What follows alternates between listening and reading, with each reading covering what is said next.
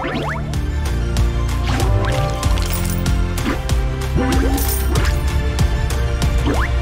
there, feeling spendy? I'm ready for an adventure.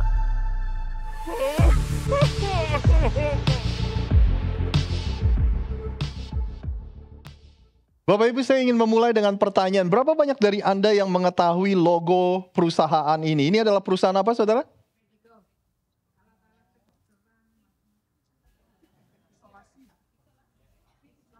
Ya, nama perusahaannya adalah 3M, saudara. Sebenarnya mereka membuat begitu banyak produk. Kalau Anda ke supermarket, Anda ke Home Depot, Anda melihat produk-produk mereka dari solatip, plakban, saudara, post-it note, yang tempel note yang kecil. Pokoknya semualah gantungan baju, yang belakangnya ada lem, terus juga lem. 3M membuat begitu banyak produk, saudara. Jadi perusahaan ini begitu terkenal dan ada di mana-mana di semua toko yang Anda datangin. Nah, di tahun 2006 mereka sedang mempromosikan sesuatu, saudara. Mereka sedang mengadakan kampanye untuk mempromosikan salah satu produk dari mereka. Mereka membuat sebuah kaca yang mereka bilang kaca ini begitu kuat sehingga tidak akan ada bisa yang memecahkannya. Salah satu promosi yang mereka lakukan, sekali lagi di tahun 2006, di kota Vancouver, Kanada, mereka memasang kaca ini di stasiun bis di kota Vancouver. Dan di dalamnya mereka bilang ada $3 juta. Dan barang siapa yang bisa memecahkan kaca ini, karena dia sedang mempromosikan betapa hebat dan kuatnya kaca yang mereka buat. Jadi mereka bilang siapa yang bisa memecahkan kaca ini, dia boleh ambil semua uangnya. Dan ternyata kampanye dan promosi ini berhasil. Ini menjadi begitu viral, saudara. Bayangin tahun 2006 gak mudah untuk menjadi viral, tapi promosi ini menjadi viral. Ya kan? Dan memang benar, nggak ada yang bisa memecahkan kaca tersebut. Saya cuma ngebayangin, ini tadi dipasang di mana, saudara? Vancouver ya. Saya cuma ngebayangin kalau ini dipasang di Philadelphia, saudara. 30 menit hilang, saudara. Kita angkut sama kerangka-kerangkanya. Bener gak sih, saudara? Ya kan, urusan soal pecahinnya gimana nanti kita pikirin. Bahkan pokoknya kita angkut semua ya. Untung dipasangnya di Vancouver. Benar gak, saudara? Bukan di Philadelphia. Akhirnya setelah kampanye itu selesai, mereka memberitahukan sedikit rahasia. Ternyata di dalam kaca itu hanya ada $500, saudara. Yang lainnya adalah kertas print-printan yang ditaruh di sana. Jadi cuma $500. Nah, hari ini kita akan memulai serial khotbah baru yang kita beri judul Money Talks. Pembahasan tentang keuangan. Kita bilang gini, saudara. Kalau uang bisa ngomong, kira-kira dia bakal bilang apa sama kita? Yes.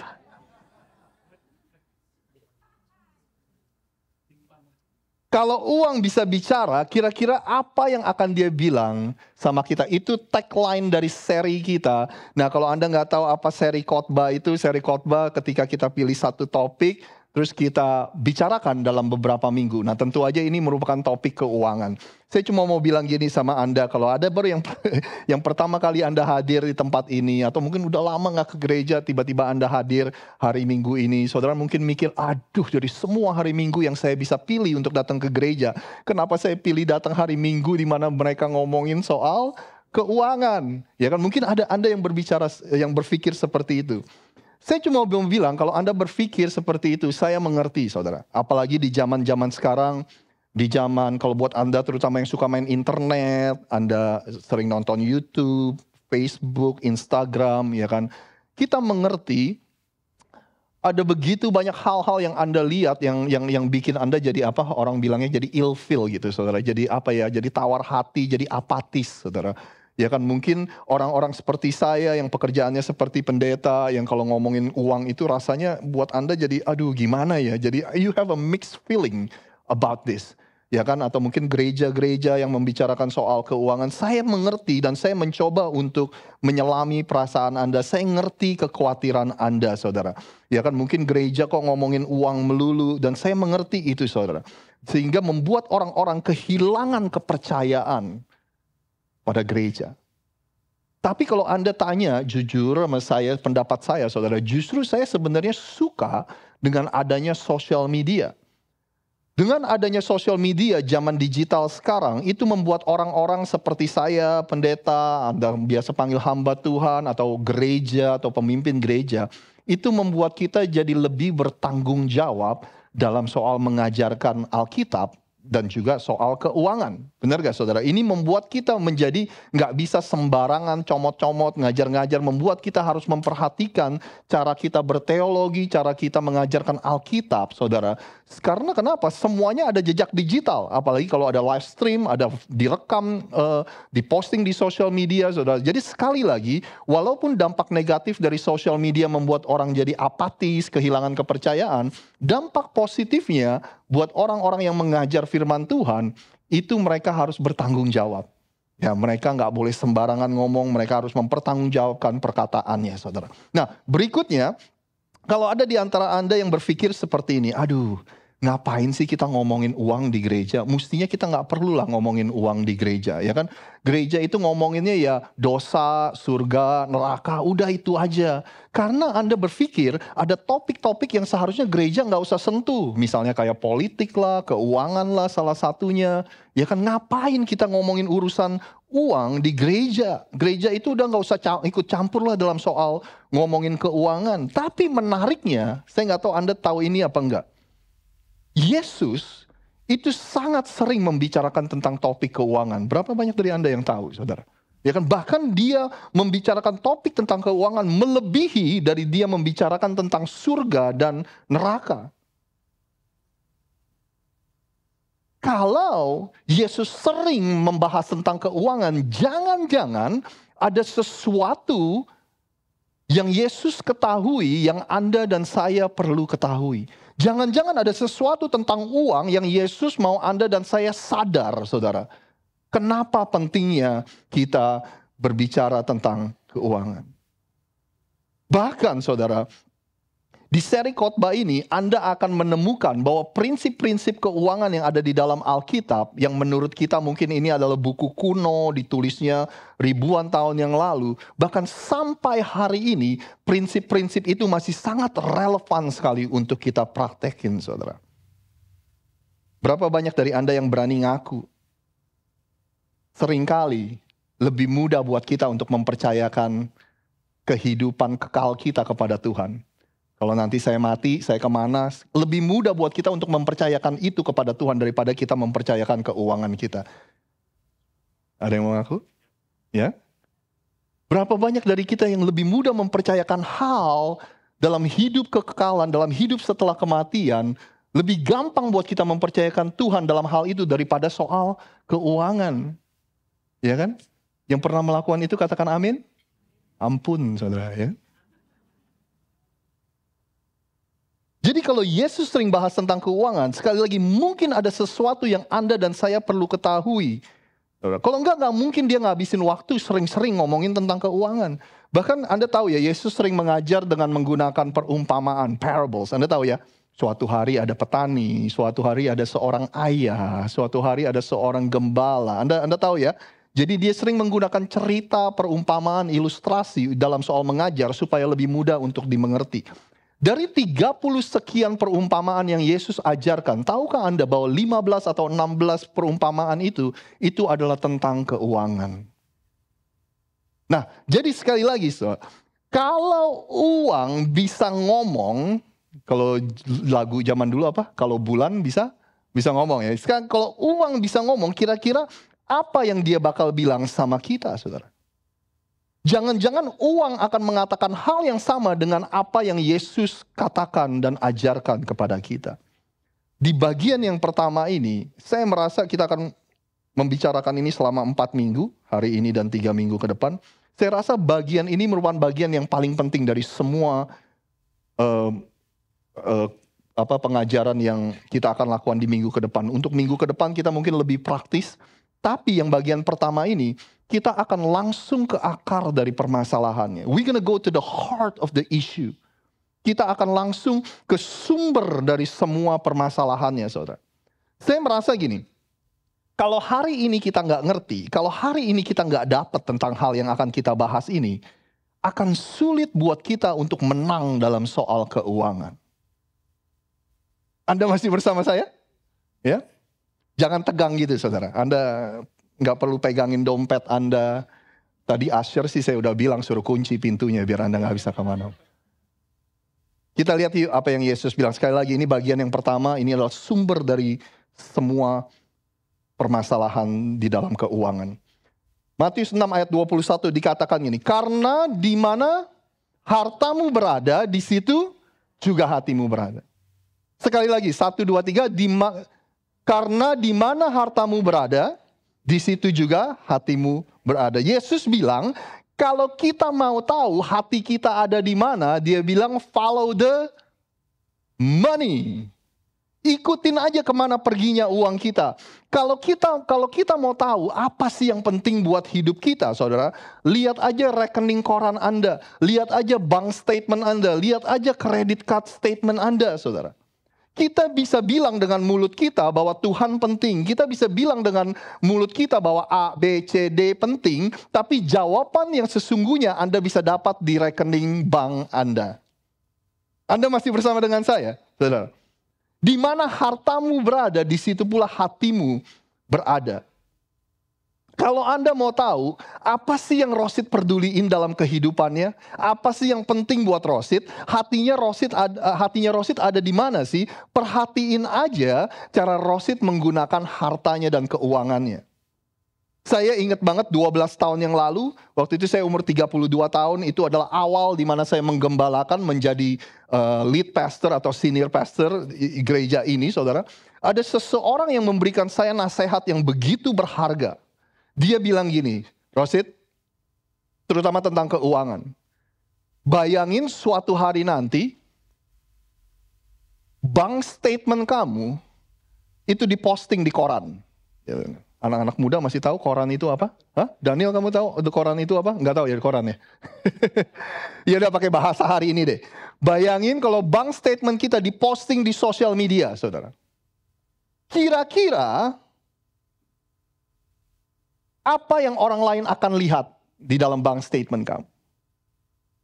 Kira-kira bank statement kamu, cara kamu mengeluarkan keuangan, cara kamu memakai uang, apakah itu akan mencerminkan kalau Tuhan itu penting, kalau orang lain itu penting, kalau pekerjaan Tuhan itu penting? Atau bank statement kita mencerminkan semuanya hanya untuk me, myself, and I. Semuanya untuk saya, dan saya. Nasihat yang begitu berharga sekali buat saya. Di mana hartamu berada, di situ hatimu berada. Yesus bilang ini 2000 tahun yang lalu, saudara. Bayangin sekarang 2000 tahun kemudian betapa relevannya masih sampai hari ini. Anda setuju, saudara? Terus Yesus bilang gini, tidak seorang pun dapat mengabdi kepada dua tuan. Tuan di sini artinya Lord, Tuhan di sini artinya Master, Tuhan di sini artinya majikan, dia yang in charge sama kita, saudara. Dia bilang kita nggak bisa mengabdi kepada dua majikan, dua master, dia bilang. Karena jika demikian, ia akan membenci yang seorang dan mengasihi yang lain, atau ia akan setia kepada seseorang dan tidak mengindahkan yang lain. Jadi dia bilang gini, kita nggak bisa mengabdi kepada dua master, dua Lord, dua majikan, saudara. Pada akhirnya kita akan berat sebelah. Pada akhirnya kita harus memutuskan. Pada akhirnya kita harus memilih di mana kita akan menaruh pengabdian kita. Terus dia bilang, kamu tidak dapat mengabdi kepada Allah dan kepada, jangan ditampilin dulu yang pegang pro presenter. Dia bilang gini, kamu gak bisa mengabdi kepada Allah dan kepada, dia suruh kita mikir. Buat Anda udah tahu jawabannya mungkin yang besar di gereja sekian lama. Tapi buat Anda yang belum pernah mendengar ayat ini akan lebih fun, ini akan lebih menyenangkan buat Anda. Saya akan tanya sama Anda. Anda mungkin bantu saya, ya kan? Lawan dari terang adalah, lawan dari siang adalah, lawan dari kebenaran adalah kebohongan atau kesalahan, ya kan? Saingan utamanya Coca-Cola adalah Pepsi lah ya kan? Musuh utamanya Batman, Joker mungkin ya, Joker ya kan? Musuh utamanya Superman, Iya, kalau nggak Kryptonite atau Lex Luthor, saudara. Film kartun, saudara. Ada Tom dan ada Tom and Jerry, benar ya, saudara. Ada baik dan ada buruk atau jahat. Nah, berarti waktu Yesus bilang gini, kamu nggak bisa mengabdi kepada Tuhan dan kepada satu lagi, kita ngebayangin gini, biasa saingan utamanya Tuhan adalah setan, iblis gitu. Tapi kenapa Yesus memilih ini, saudara? Anda pikir, kamu tidak akan bisa mengabdi kepada Allah dan kepada, sudah boleh ditampilin, kepada Mamon.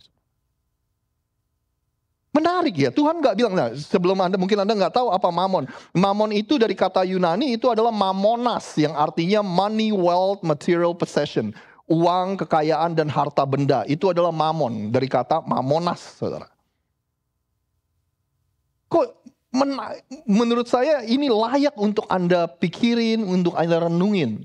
Kenapa Yesus nggak bilang gini, kamu nggak bisa mengabdi kepada, atau kamu nggak bisa menyembah Tuhan dan setan dan iblis dan kuasa gelap, tapi dia memilih mamon, uang, harta, kekayaan. Ternyata saingan utama Yesus untuk mendapatkan hati Anda itu adalah mamon. Saingan utama Yesus untuk mendapatkan pengabdian Anda itu adalah mamon. Bukan iblis, bukan setan. Kalau benar kata Yesus, setan dan iblis sudah dikalahkan di atas kayu salib. Memang kalau Anda telusuri, Mamon itu adalah dewa kekayaan dari orang Kasdim atau orang Babel, saudara. Kalau buat orang Yunani, dewa kekayaannya adalah Plutus, P-L-U-T-U-S, Plutus. Kalau buat orang Chinese, dewa kekayaannya adalah? Bukan Im apa?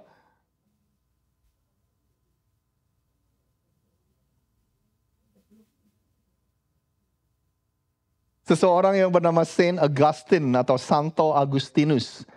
Orang ini mungkin lebih populer di kalangan gereja Katolik ya. Santo Agustinus bilang gini, Mammon is a force that can lead you away from God.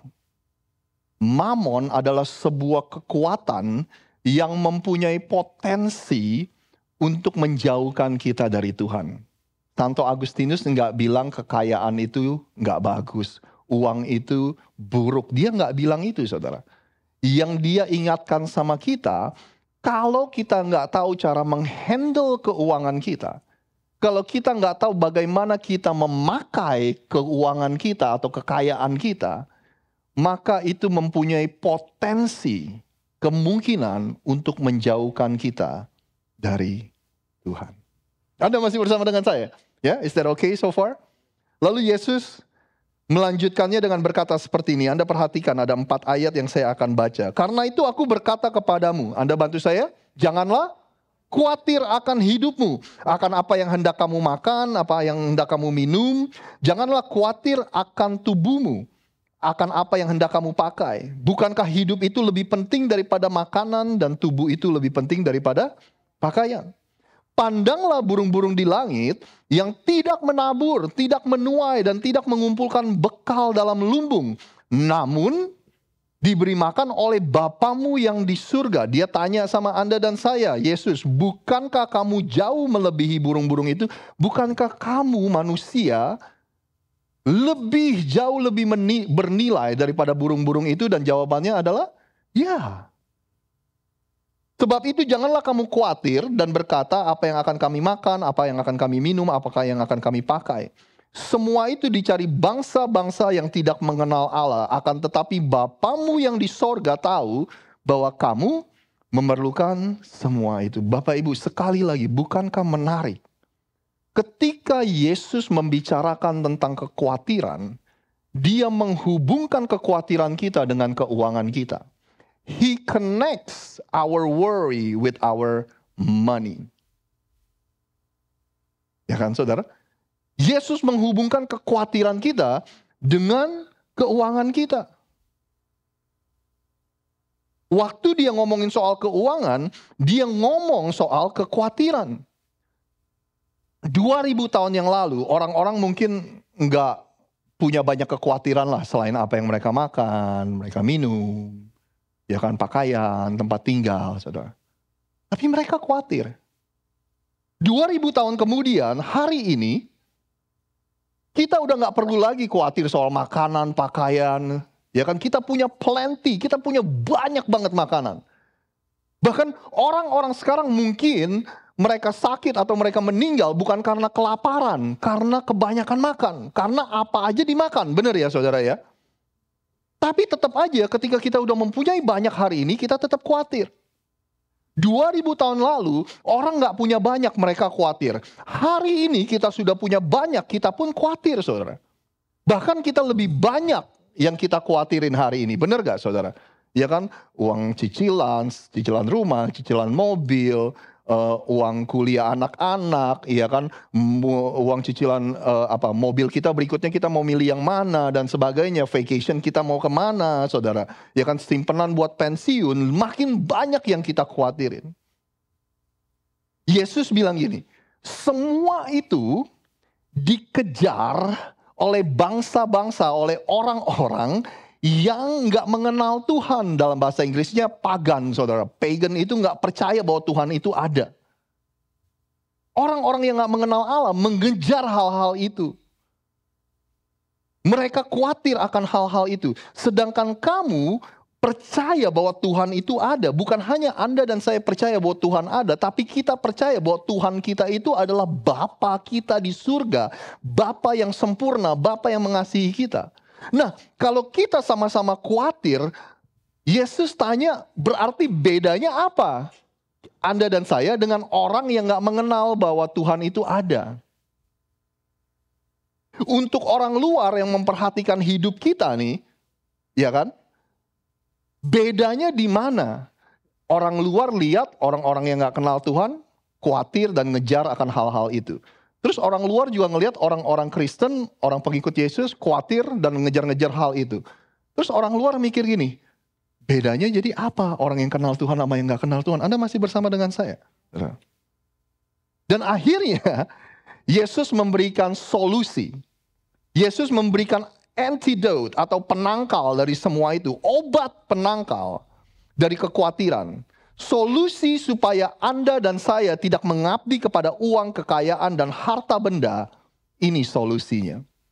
Tetapi carilah dahulu kerajaan Allah dan kebenarannya, maka semuanya itu akan ditambahkan kepadamu.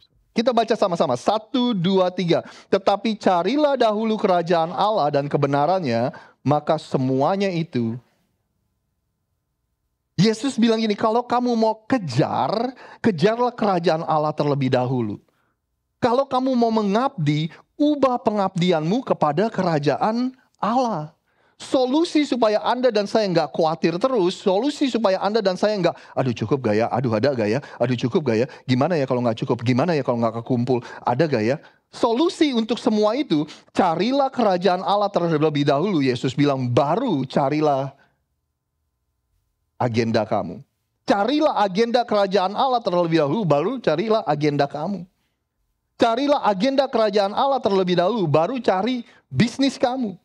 Carilah kerajaan Allah terlebih dahulu, baru kamu cari kemapanan masa depanmu, kemapanan keuanganmu, untuk uang pensiun dan sebagainya. Selama kerajaanmu yang terutama, kamu akan selalu khawatir, Yesus bilang.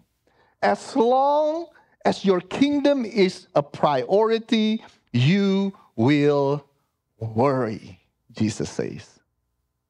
Kalau kerajaan kita yang terutama, yang menjadi prioritas, maka kita akan terus hidup dalam kekhawatiran, saudara. Anda dan saya menemukan begitu banyak orang yang mempunyai pandangan hidup yang seperti ini, saudara. Kita gas terus, kita jangan kasih kendor. 10 tahun, 20 tahun, pokoknya kita gas terus, saudara. Nanti kalau kita udah sukses, baru kita nanti serius sama Tuhan. Nanti kalau kita udah punya waktu, baru kita melayani. Kalau kita udah punya lebih, baru kita memberi. Kalau kita udah punya waktu, baru kita akan habiskan bersama dengan keluarga. Bapak Ibu, ada orang yang pandangan hidupnya seperti itu, approach kehidupannya seperti itu, saudara. Itu kita hidup dengan sebuah asumsi bahwa 10 tahun, 20 tahun ke depan kita masih ada. Orang yang punya pandangan hidup seperti itu, kita hidup dalam sebuah asumsi bahwa 10 tahun, 20 tahun ke depan nggak akan ada tantangan, nggak akan ada pergumulan. Pokoknya semuanya mulus, semua akan sesuai dengan rencana yang kita rencanakan. Makanya kalau Anda dan saya sering dengar, saudara, orang yang berkata gini, nanti kalau saya udah punya cukup, baru saya akan memberi. Nanti kalau saya udah punya cukup, baru saya akan menjadi orang yang bermurah hati. Kemungkinan besar, saya nggak mendoakan, kemungkinan besar sampai kita selesai dengan kehidupan kita, kita nggak akan pernah merasa cukup. Kita nggak akan pernah jadi orang yang bermurah hati. Makanya yang Yesus ajarin di dalam setiap musim kehidupan kita. Waktu kita lagi sibuk, waktu kita lagi nggak sibuk, waktu kita lagi punya banyak, waktu kita masih punya sedikit, waktu kita masih muda, waktu kita udah tua, saudara. Carilah dahulu kerajaan Allah dan kebenarannya. Lalu semua hal yang Anda khawatirkan, yang Anda doakan, yang Anda inginkan, saudara. Yang Anda terus pikirkan, semua hal itu akan ditambahkan kepadamu. Itulah janji. Kalau kerajaan kita yang terutama, nggak heran pikiran dan kehidupan kita akan selalu didominasi dan dikonsumsi dengan segala macam kekhawatiran. Anda masih bersama dengan saya, saudara? Kita tutup dengan ini, kalau uang bisa ngomong, kira-kira dia bakal bilang apa ya sama kita ya? Kayaknya lihatin Anda terus nih ini. Kira-kira dia bakal bilang apa sama kita semua? I think money will say, I am not God. Kalau uang bisa ngomong, kayaknya dia bakal bilang, aku bukan Tuhan. Memang saya perlu akui, saya nggak tahu dengan pengalaman Anda, saya nggak pernah sih ketemu orang yang bilang gini, duit, uang, aku menyembah engkau, engkau adalah Tuhanku. Saya nggak tahu kalau Anda pernah ketemu atau enggak. Kalau saya pribadi, saya nggak pernah ketemu, saudara. Tapi walaupun kita nggak pernah ketemu orang yang seperti itu, saudara, tapi kenyataannya, praktek sehari-harinya, praktek kehidupan kita seringkali memberikan kita tanda atau indikasi, saudara, kalau uang itu adalah Tuhan kita. Anda mengerti maksud saya, saudara? Kita nggak menyatakan itu melalui mulut kita, tapi dari kehidupan kita itu mencerminkan bahwa uang adalah Tuhan kita. Di sini ada tulisan apa ini, saudara? In God we trust, di dalam Tuhan kita percaya. Tapi seringkali praktek kehidupan kita adalah in money trust. Boleh saya bilang begitu, saudara?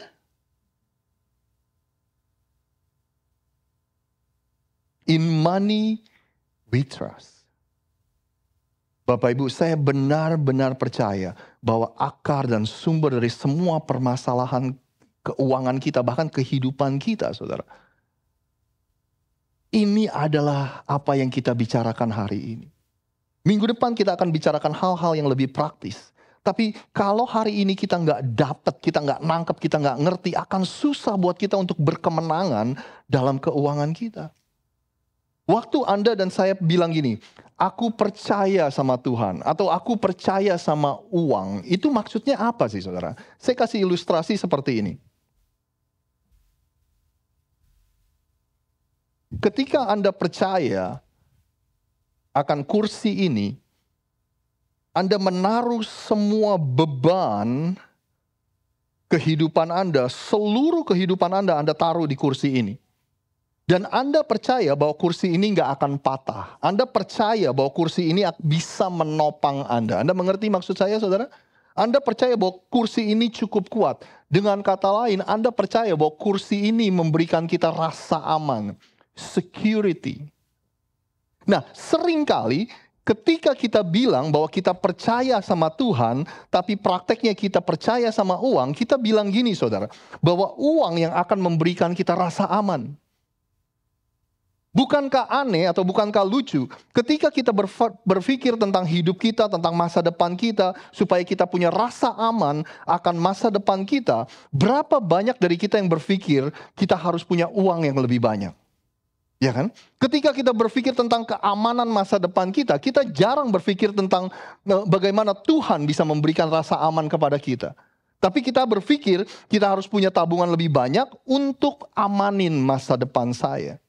Nggak ada salahnya kita punya tabungan dan sebagainya.